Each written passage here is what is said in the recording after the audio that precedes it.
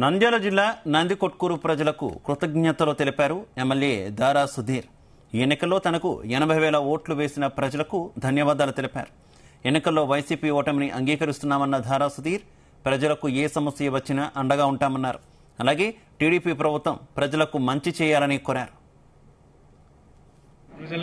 మా విన్నపం ఒకటే, నందికొట్కూరు నియోజకవర్గ ప్రజలని టీడీపీ పార్టీ వాళ్ళు మంచిగా సురక్షితంగా కాపాడుకోవాలని, వాళ్ళకి మంచి చేయాలని, మేము కూడా ఎప్పుడు ప్రజాసేవలోనే ఉన్నాం కాబట్టి ప్రజల సేవ కోసమే నిమగ్నమై ఉన్నాం కాబట్టి ఏ పార్టీ వచ్చినా కూడాను నందికొట్కూరు ప్రజలని హక్కున చేర్చుకొని వాళ్ళని కష్టసుఖాలను పంచుకోవాలని మాది టీడీపీ శ్రేణులకి విజ్ఞప్తి. 80,000 పైచిలకు ఓట్లు వేసిన ప్రతి నందికొట్కూరు నియోజకవర్గ ప్రజలకి, ఓటర్లకి చేతులెత్తి నా కృతజ్ఞాభినందనలను తెలియజేసుకుంటాను. ఎంతో సంతోషంతో, ఎంతో ఆప్యాయంతో మీరు మమ్మల్ని నమ్మి మా వైఎస్ఆర్సీపీ పార్టీకి అన్ని ఓట్లు వేసినందుకు మీ అందరికీ కృతజ్ఞతలు తెలియజేసుకున్నాము.